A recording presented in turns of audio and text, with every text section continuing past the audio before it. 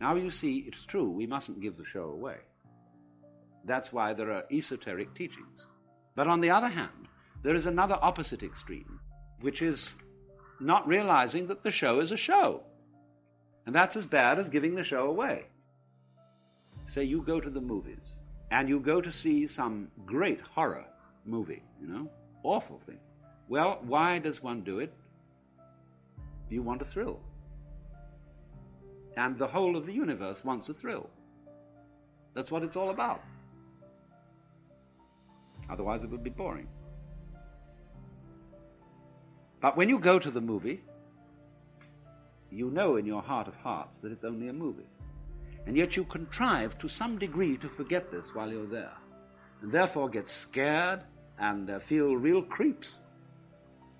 But that's great. Some people like to go and cry. They go and see some tragedy and just love to weep because it's a catharsis. It gets all the salt out of you or something. I don't know. So you do this thing, and it is, we can say it's vicarious, yeah. But that is the spirit of showmanship, of play. So one might say then that it is possible in this life to attain a sort of metaphysical courage, in which you really know deep within that the most harrowing experiences that physical existence can offer are a show. Now this is the what you might call ultimate nerve.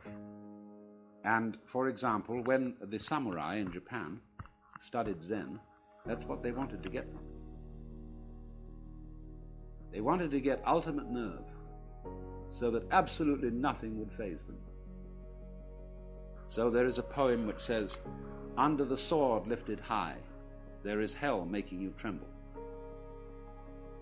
But go ahead, and there is the land of bliss." Don't hesitate. Don't be blocked. Don't be fazed, nonplussed by the illusion.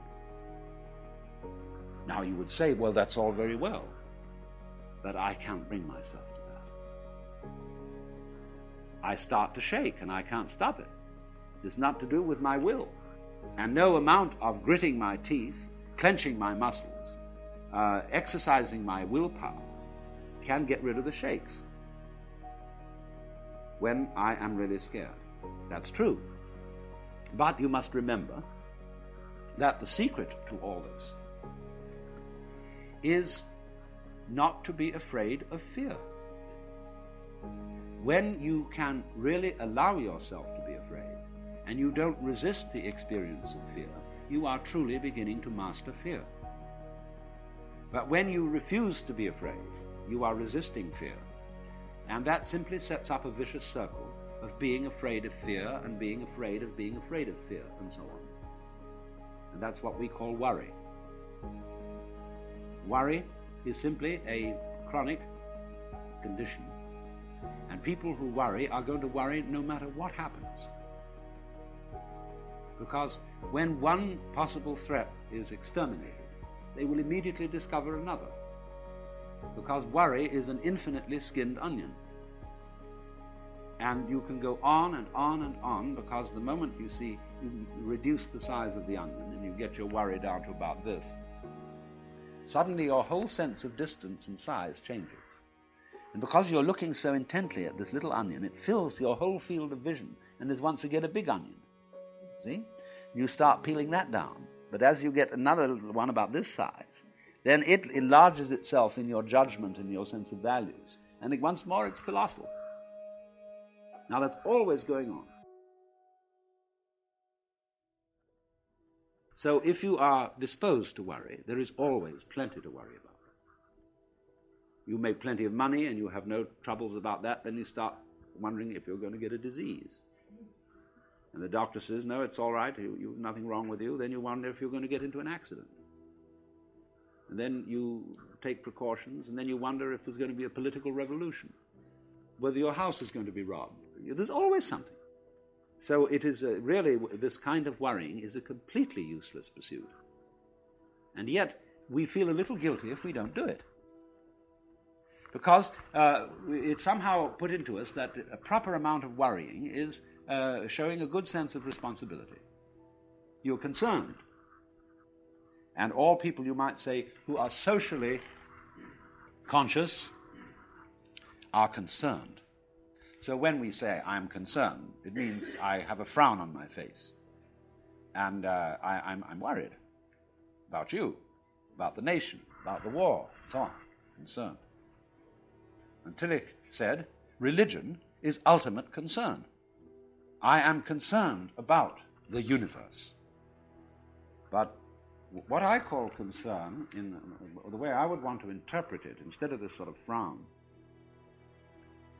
is something more like amazement. In other words, that existence is extremely peculiar. I can't explain this feeling because I don't know quite how to ask a question about existence so that I could be said to be wondering about it in some sort of clear thinking way. It's a very nice thing to consider to yourself that if you were going to have an interview with the Lord God, and you would have only 5 minutes, and you might ask one question, what would you ask? And you've got plenty of time to think this over in advance. And you realize, question after question, say, no, that's not really the thing I want to get at. It's not that. Like, do you exist? God would say, well, of course.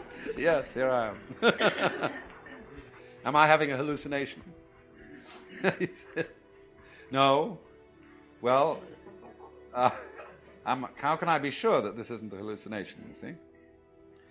And then you reject all that sort of question. And when you finally come down to it, you don't know what to ask. There is a sort of question in your mind, not so much a question as a questioning. A feeling of, it's all unbelievable. It's amazing. I wonder at it. I marvel at it. It is a miracle that there is anything. But that feeling, you see, of the marvelousness of being is what I call, or would want to mean by Tillich's phrase, ultimate concern. It's also love is involved in it. See, that's part of the problem of an abstractionist culture such as ours. As I indicated, we are not materialists, we are abstractionists. A materialist is a lover, and therefore is somebody related to the present. Because, you see, you can't love except in the present. So, if then you try to obliterate fear, the fear that black may win, you're working in the wrong way. To attack a fear is to strengthen it. Because immediately you feel guilty if you don't succeed,